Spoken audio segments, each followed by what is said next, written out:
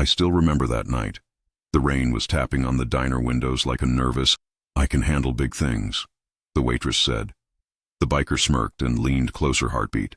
Soft at first, then harder, as if the sky couldn't make up its mind. The neon sign outside flickered open in bleeding red, casting ghostly reflections on the wet asphalt. It was one of those nights when time felt suspended, when the world outside seemed to drown in silence and secrets. I was sitting in my usual corner booth, nursing a cup of lukewarm coffee. It was close to midnight. The place was nearly empty except for the waitress, a young woman named Lena, and the old jukebox humming faintly in the background. That's when he walked in. A man drenched in rain, leather jacket glistening under the diner lights, boots heavy against the tiled floor. A biker. You could tell by the way he carried the storm in with him, calm, confident, but with something broken in his eyes. Lena looked up from behind the counter.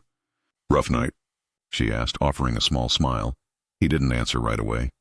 He just stared at her for a second too long, not in a disrespectful way, but like someone trying to remember what warmth felt like. Finally, he nodded and took a seat at the counter. "Coffee," he said, his voice deep, low, tired.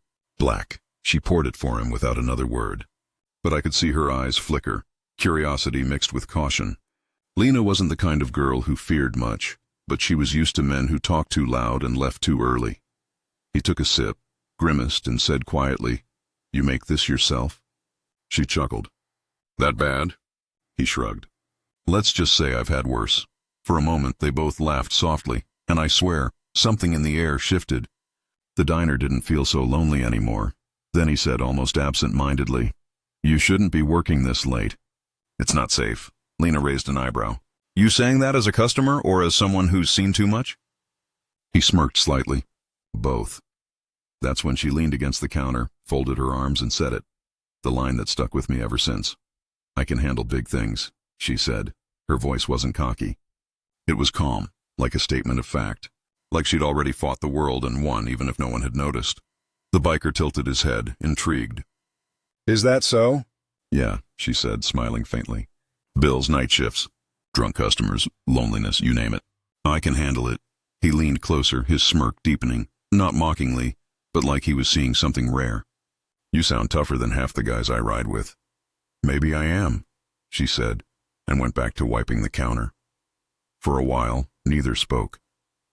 Just the sound of the rain outside and the faint hum of the coffee machine. But something unspoken hung between them. Two strangers who understood pain without needing to explain it. After a few minutes, he asked, "You ever wanted to leave this place? Start somewhere new?" She paused, cloth still in hand. "Every day," she whispered. "But dreams cost money.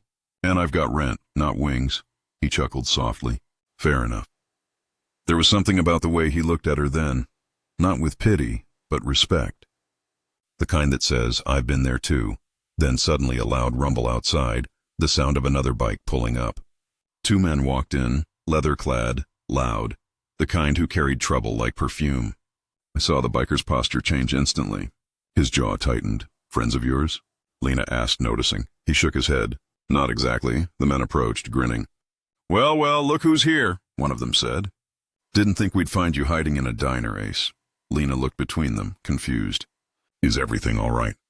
The biker, Ace, stood up slowly. "Just an old misunderstanding." But his eyes told another story. The taller man slammed a hand on the counter. "You owe us, brother." "You know how this works," the other laughed. "Unless you've decided to pay in coffee now." Lena stepped back slightly, but she didn't run. "Hey, take it outside," she said firmly. "Not in here," the tall man smirked at her. "And who's going to make me, sweetheart?" That's when she straightened up and met his eyes without flinching. I said, "Take it outside."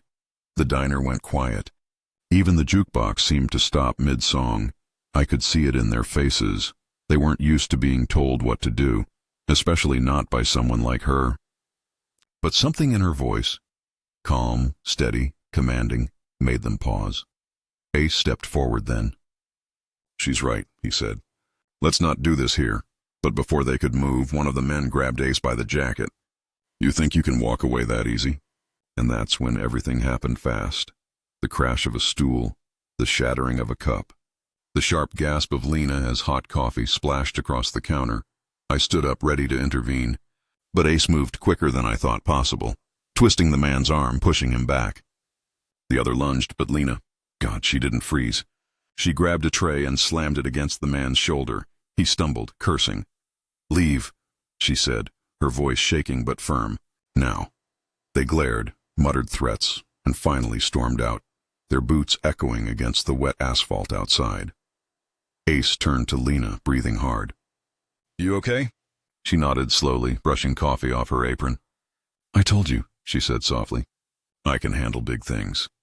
He stared at her for a moment, then laughed, not mockingly but with something like awe. "Yeah," he said. "You really can." There was silence again, except for the rain. I watched as he helped her clean up, both of them moving in quiet understanding.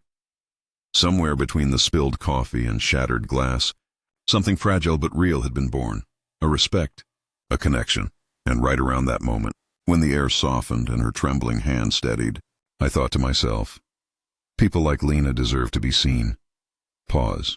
If you've ever met someone like that, strong in silence, brave in small moments, drop a heart in the comments.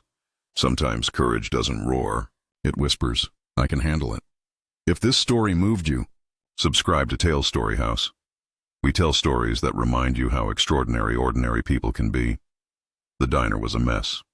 Shards of glass glimmered on the floor, coffee pooled like muddy rainwater near the counter, and the air still hummed with leftover adrenaline. But amidst all that chaos, Lena stood tall. Her hands trembled only slightly as she wiped down the mess, refusing to let fear take root. Ace bent down to pick up the broken cup. "You didn't have to step in," he said quietly. "I know," she replied, her voice steady. "But you looked like you needed someone to." He looked up at her, his expression softening. For a long moment, he didn't say anything. Just watched her move, graceful even in exhaustion. The kind of woman who carried her scars like medals. "I don't usually let people fight my battles," he said after a pause. Lena smirked faintly. "Then maybe tonight was a first." He chuckled, the sound low and genuine. "You're something else, you know that?" "Been told that before," she replied. I remember thinking how strange it was. Two people from completely different worlds. Yet somehow in that small midnight diner, they seemed to understand each other better than anyone else could. After they finished cleaning up, Ace reached into his pocket, pulled out a few bills, and placed them on the counter. "For the damage," he said. Lena glanced at the money but pushed it back toward him. "You don't owe me anything." "I do," he insisted. "You could have gotten hurt because of me." She sighed, shaking her head. "And you could have walked away when they came in. But you didn't, so I guess we're even." He smiled at that, a real smile this time, not the half-hearted smirk he'd worn earlier. "You ever think about riding?" he asked suddenly. She raised an eyebrow. "Riding?" "Yeah, getting on a bike, just leaving it all behind. The noise, the bills, the pain. Just wind and freedom." Lena chuckled softly. "I think about it every night I clock in." "Then maybe one day," he said, eyes glinting. "You should just do it." Her laughter faded into something softer. "Maybe one day," she whispered. "But not yet. My mom's still sick. Rent's late again. And honestly—" She hesitated. "Sometimes staying is braver than leaving." Those words hit me. The diner fell quiet again. Only the ticking of the wall clock filled the silence. Ace nodded slowly, his expression unreadable. "You're right," he said at last. "Sometimes it is." He looked like he wanted to say more, but something held him back. Instead, he stood up, placed his worn leather gloves on the counter, and said, "You'll be all right, Lena." "I always am," she replied. He turned toward the door, the bell above it jingling softly as he pushed it open. The rain had stopped. For a second he hesitated, looking back at her. And that's when I noticed it, that unspoken thing between them. Not love exactly, but something real, raw, and deeply human, and then he was gone. The next few nights were quiet again. Same rain, same coffee, same hum of the jukebox. But something about Lena was different, lighter somehow. She still smiled, still worked the night shifts, but there was a flicker of something new in her eyes. Hope, maybe. I didn't see the biker again, not for weeks. Then one evening a roar echoed outside. I turned my head and there he was, same jacket. Same storm in his eyes, but this time he carried a faint smile. He walked in like he'd never left.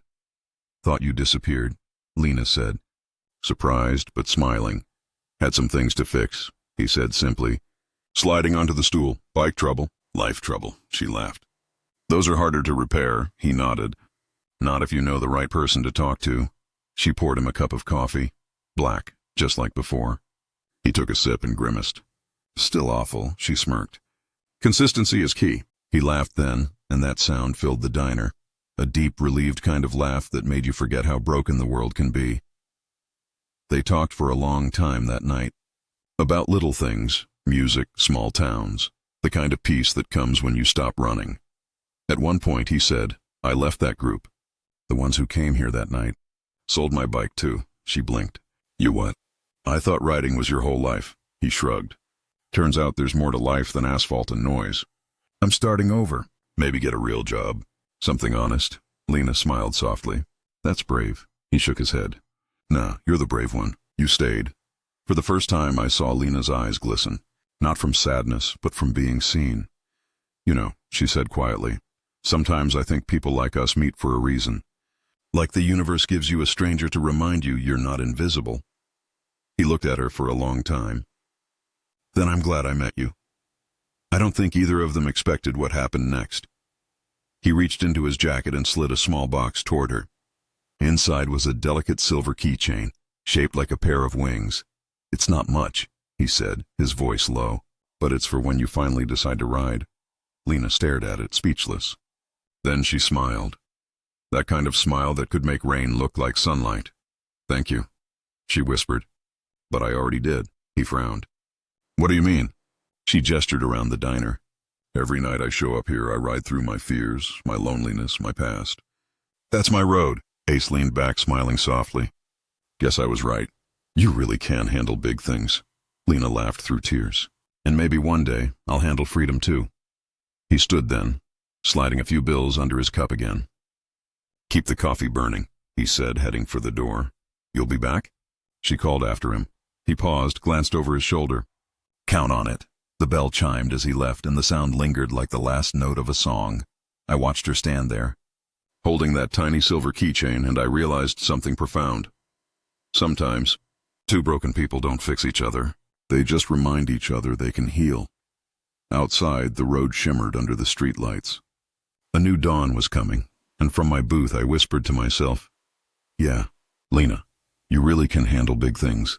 If this story touched your heart, subscribe to Tale Story House, where every story reminds us that even the quietest souls can carry thunder inside them.